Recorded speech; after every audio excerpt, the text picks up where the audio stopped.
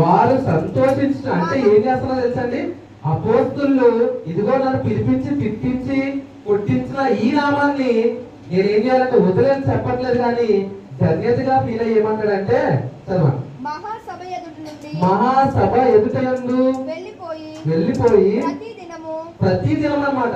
ఈ రోజు సాయంత్రం నన్ను కనుక తిట్టారనుకోండి, రేపు పొద్దున ఏం చేశారనంటే ఈ అపోస్తులు ఏం చేస్తా ఉన్నారు, దేవాలయంలోకి వెళ్ళిపోయి, అదే నీవైతే నేనైతే కనీసం ఈ గుడి చుట్టుపక్కల కనుమేరలో కూడా కనిపించే 1 కిలోమీటర్ వారు అపోస్తులు ఏం చేస్తున్నారు తెలుసండి, కొట్టి హింసించి ఎన్ని మాటలన్నా సరే తర్వాత రోజు ఏం చేస్తున్నారు, అదే దేవాలయంలోకి వెళ్ళి ఇంటింట మానగా బోధించుతున్నారు. అది విశ్వాసం అంటే. వాళ్ళకి తెలియదండి,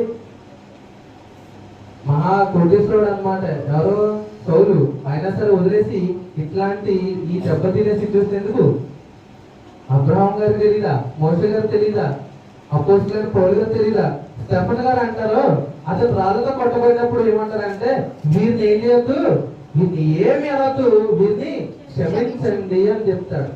ఏం చెప్తాడండి, క్షమించండి అని చెప్తాడు. కాబట్టి ఈ శరీరం పట్ల నీకుండే ఈ ప్రేమను వదిలేసి 4 మాటలు చెప్తున్నావు, 4 మాటలు నీ హృదయంలో గుర్తుపెట్టుకో. 1 ప్రేమ, ఇంకొకటి విధేయత, 3 క్రమశిక్షణ, 4 విశ్వాసం.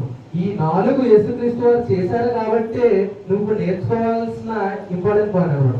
మొదటి ఏంటంటే ప్రేమ, రెండవది విధేయత, 3 క్రమశిక్షణ, 4 విశ్వాసం. నేను అడిగిన ప్రశ్నకి ఇంకా నాకు సమాధానం దొరకలేదండి. ఆత్మని నీవు అప్పగించాలా? 1 పేతురు 4వ అధ్యాయం 19వ వచనం చదవండి, ముగిస్తామా. 1 పేతురు 4వ అధ్యాయం 19వ వచనం. కాబట్టి దేవుని చిత్త ప్రకారము బాధపడువారు. పొరపాటున నీవు దేవునికి అనుకూలంగా ఉండడం వల్ల బాధపడుతున్నావేమో, నీవెవరు అంట, ధన్యుడివే. ఎలాగంట, కాబట్టి దేవుని చిత్త ప్రకారము బాధపడువారు నమ్మకమైన సృష్టికర్తకు తమ ఆత్మలను అప్పగించుకోవాలను. ఖచ్చితంగా ఏం చేయాలంటే నీకు వేరే దారి లేదు, ఆత్మను అప్పగించుకోవాలి. 1 తెస్సలోనిక 5వ అధ్యాయం 19వ వచనం ఏమని ఉంటుందనంటే, 1 తెస్సలోనిక 5వ అధ్యాయం ఒకే ఒక చిన్న మాట ఉండదు, ఏంటంటే ఆత్మను ఆర్పకుడి. ప్రాణాన్ని ఆర్పకని చెప్పట్లేదు కానీ అక్కడ ఆత్మను ఆర్పకుడి. ప్రాణం నీవు వద్దనుకున్నా సరే ఏదో ఒక సమయంలో అది పోతుంది, కానీ నీ చేతిలో ఉన్న ఆ ఆత్మని నువ్వు దేవుడికి అప్పగిస్తే మాత్రమే నువ్వు నిత్య లోకానికి పరలోకానికి వెళ్తావు. అందు గురించి చాలా చిన్న మాట అయినా పెద్ద అర్థం ఉంది. ఆత్మను ఆర్పకుడు. ఆత్మను ఆర్పకుడు అంటే దాన్ని నశింపజేయద్దు. ఇదిగో ఏ ఆత్మ కూడా నశించుకోవడం నాకు ఇష్టం లేదని చెప్పిన ఆ దేవుడి మాటలు నువ్వు విధేయతగా నీవు బ్రతకాలి.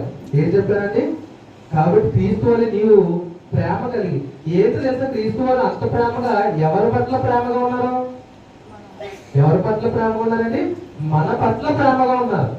లేదంటే నా కోసం నువ్వు దెబ్బలు తింటావా, నా కోసం నువ్వు సిలువెక్కుతావా, నా కోసం నువ్వు గుర్తించుకుంటావా, నా కోసం నువ్వు తన్నించుకుంటావా, నా కోసం అనుమానం నువ్వు రక్తం కారుస్తావా, లేదు కదా. అంటే మన యందు ఏం చేస్తున్నారు, యేసుక్రీస్తు వారు ప్రేమ కలిగి ఉన్నారు. మరి రెండోది ఏంటి అని అంటే విధేయత.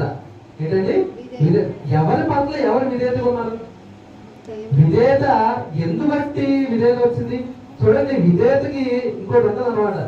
తండ్రి చెప్తారనమాట, ఇదిగో నువ్వు వెళ్ళాలి, కిందకి వెళ్ళి నువ్వు నరుడిగా పుట్టి ఖచ్చితంగా అందరి కోసం నువ్వు ఏం చేయాలంటే బలియాగం అవ్వాలని చెప్పినప్పుడు నువ్వు వెళ్తావా?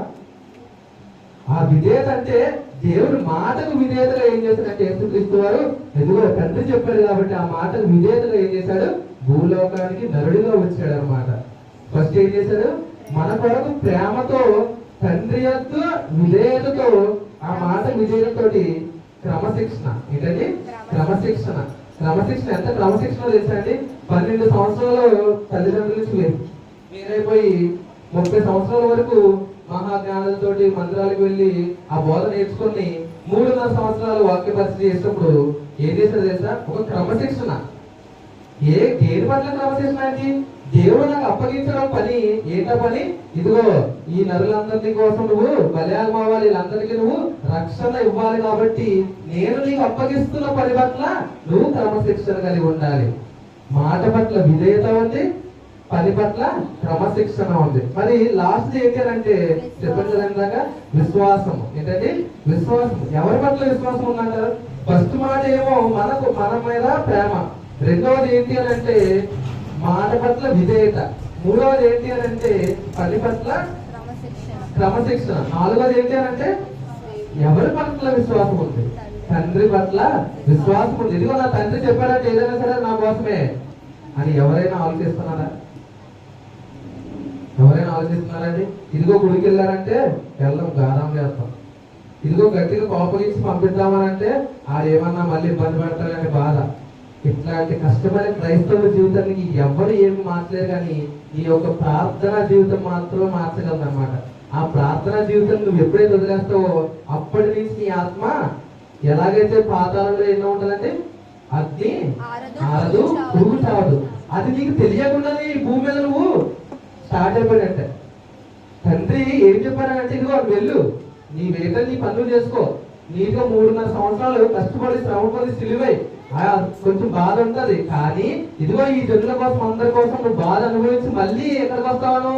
నా దగ్గరికి వచ్చేస్తావు అన్న విశ్వాసము ఆయనకు ఉంది. కాబట్టి ఆయన ఏం చేశారంటే మన కోసం ఎంత కష్టపడి ఉన్నారన్నమాట. కాబట్టి ఈ సిలువలో పలికిన 7 మాటలు చాలా జాగ్రత్తగా ఇప్పుడుతో వదిలేకుండా మళ్ళీ మనకి 7 మాటలు శుభ శుక్రవారము మహాశుక్రవారము ఎప్పుడైతే వస్తే అప్పుడు కాదు, కానీ రేపటి నుంచే ఈ మాటలు నీ జీవితంలో కలిగించుకోవాలని చెప్పేసి చెప్తూ ఈ మాటలు ముగిస్తున్నాను.